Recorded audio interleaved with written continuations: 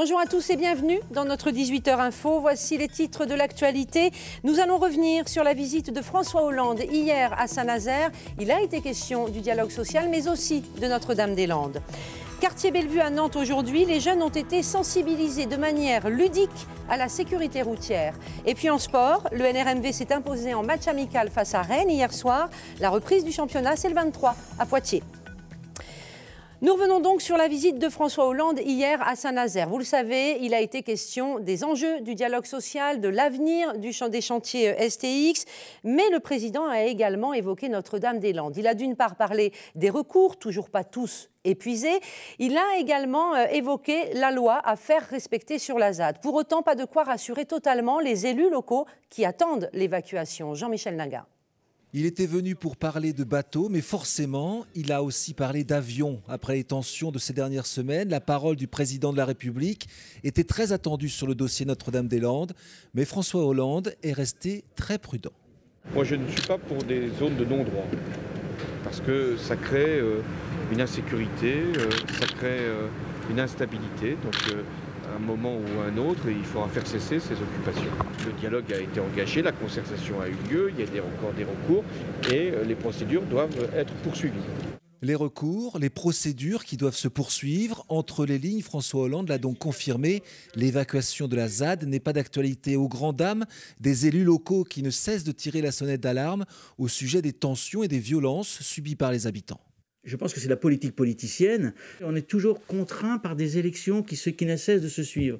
Et malheureusement, nous souhaiterions que le chef de l'État passe bien au-dessus de ces contraintes purement politiciennes, mais qui prenne un rôle de chef d'État et qui nous dise très clairement qu'il assume entièrement sa responsabilité et qui suive particulièrement son Premier ministre. Des habitants nous disaient qu'ils ont déjà des armes dans leur coffre. Comprenez bien, un jour, on n'en peut plus. Un jour, il va avoir un accident.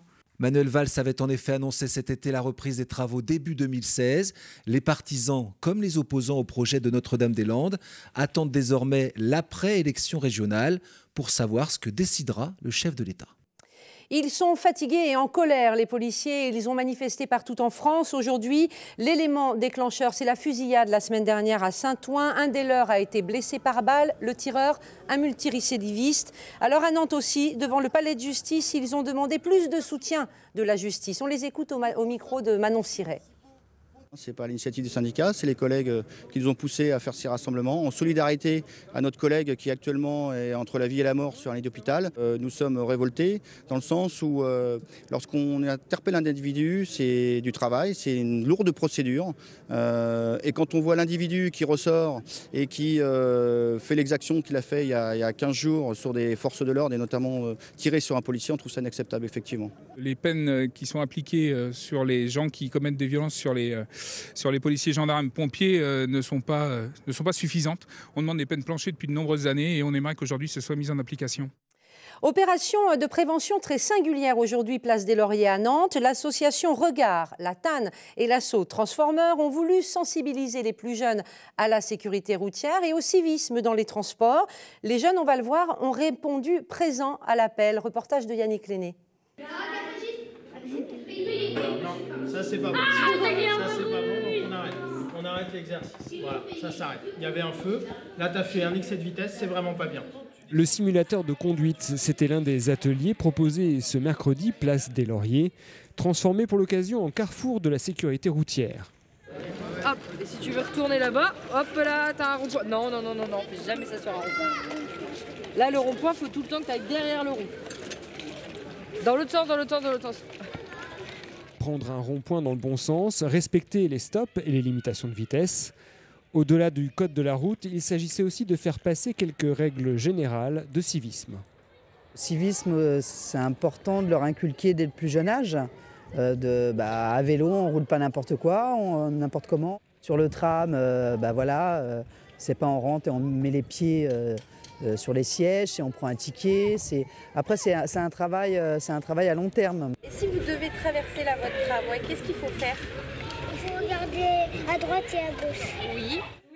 Cette opération spéciale sécurité routière est une première pour l'association Regard qui, depuis 10 ans, mène des actions dans le quartier Bellevue. Ce mercredi, Près de 150 enfants sont venus tester leurs connaissances. Qu'est-ce qu'on dit au conducteur quand on monte? Il faut prendre un ticket.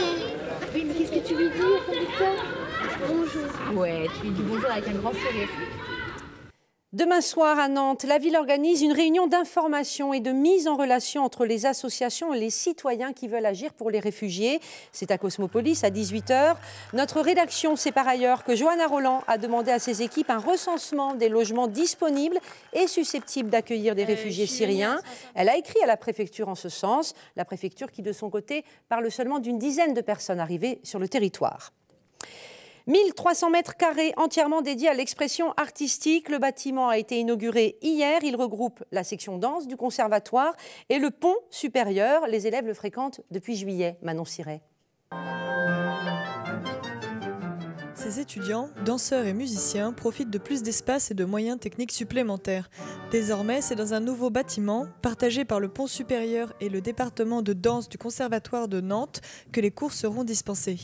Une cohabitation qui va permettre de développer plus d'échanges entre les deux enseignements. 3 studios de danse sont dédiés au département danse du conservatoire et le reste du bâtiment, les 2 tiers du total, donc les 2 tiers restants des surfaces du bâtiment, sont destinés au pont supérieur. Donc c'est vrai que l'articulation entre le pont supérieur, établissement d'enseignement supérieur, post-conservatoire, post-bac, et le conservatoire à rayonnement régional de Nantes qui assure la formation initiale, eh bien cette articulation est extrêmement importante.